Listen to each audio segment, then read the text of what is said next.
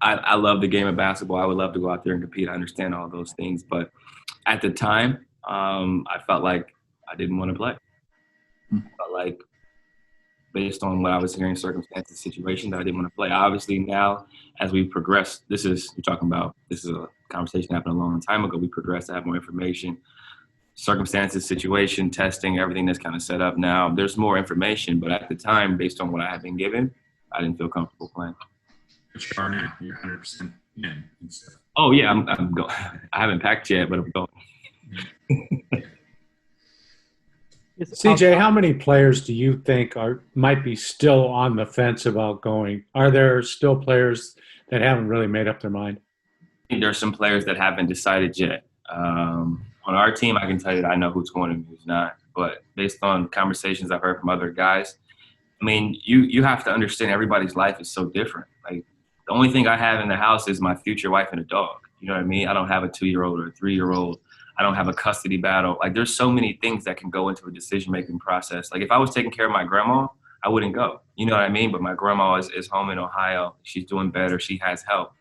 But everybody's situation is so different that you have to kind of, weigh it based on what you feel is priority and what you feel is important. But I think there's some people, for family reasons, maybe there's someone in the household who's immune deficient. They have a sickness, they have an illness, or someone is in a situation where they want to spend more time with their families. I think everybody's situation is unique, and I think some people are still weighing, risk versus reward.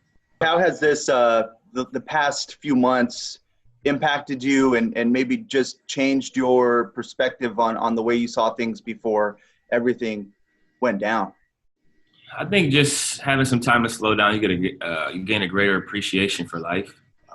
Seeing so many people, battle, so many different things, obviously starting with COVID, starting with the sickness, starting with people losing jobs, losing work, and to now, what we're seeing, in America with the protesting, what we're seeing with the systemic racism that's continuing to haunt us to this day. There's just a lot of different obstacles being thrown at you. So you have to be able to, find your safe spaces, really just enjoy, your loved ones and the company that you have. And I think, 100 and something days in your household, you've grown closer to whoever you live with, whoever you're with the most. And I think that's important. And I think a lot of times we lose sight of that, with our jobs, with our goals, with our successes and our failures, that, obviously you never want a tragic event like this virus to happen, but it gives you a chance to collect yourself and gain more perspective. So I think, if anything, I've just gained more perspective and appreciation of life in general and how precious it is, because it can be gone in an instant.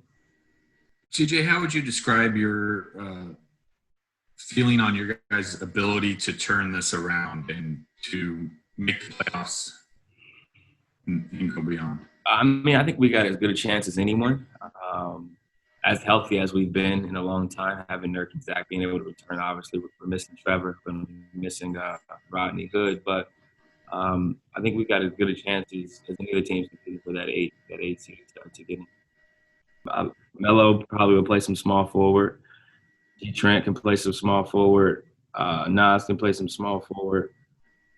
I'll probably play some small forward. How do you feel about that? How do you feel about how you guys are positioned there? We'll be all right. We have a bunch of professionals, guys who've worked on their games, and this gives some other players an opportunity too that they probably wouldn't have gotten had Trevor been going. So we'll be fine. There's only so many LeBrons out there. And then a big issue this season for you guys was defense. What makes you think that you guys can turn it around in Orlando? Well, if you look at our roster, we lost a really good defender in Trevor, but we gained 2 really good ones in Zach and Nurk. I know we had great rim protection with Whiteside, and we'll continue to have elite protection, with Nurk. He's a guy who can be active in pick and rolls. He can be at the level. Zach can be at the level. They can drop. They can switch. They can guard guards.